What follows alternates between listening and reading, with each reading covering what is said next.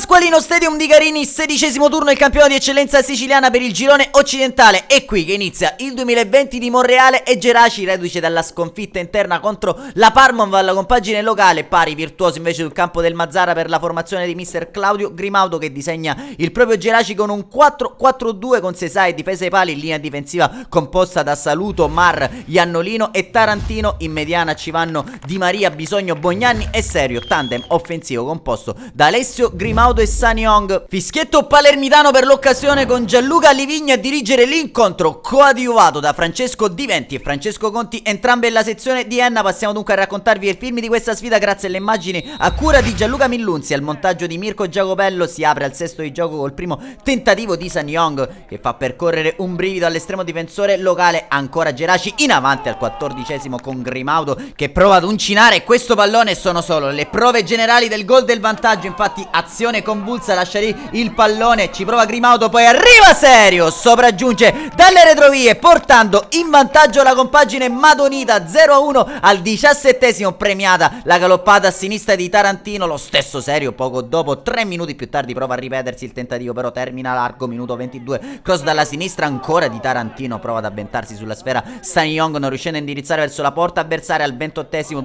mette il naso fuori il Monreale con la punizione battuta da Cucci sul secondo palo. Zammitti trova la grande risposta di Sesai, che apre la panona distendendosi alla propria sinistra. Al 29° perde per infortunio Di Maria mister Grimaudo, dentro allora Ferrara. Minuto 32, però Bognanni lavora questo pallone, lo serve a Grimaudo, il diagonale batte per la seconda volta l'estremo difensore locale e fa Monreale 0 Geraci 2. Non termina qui perché al 44° scappa Serio sull'auto di destra, mette dentro per Saniong, tris della compagine blaugrana, che così va alla pausa sul parziale di 0-3, blindando così la prima vittoria del proprio 2020 grazie alle marcature sin qui di Serio, Grimaudo e Saniong. Passiamo allora con le nostre immagini al film della ripresa. Non cambierà lo spartito di questo incontro. Al 52° infatti l'apertura di Serio per Tarantino, che sta letteralmente facendo il solco sul binario di competenza, prova a cercare un pallone, aveva però frenato la propria corsa Grimaudo. Dall'altro lato ci prova al 53° Lococo con questo tentativo dalla distanza che non c'entra però lo specchio e la porta,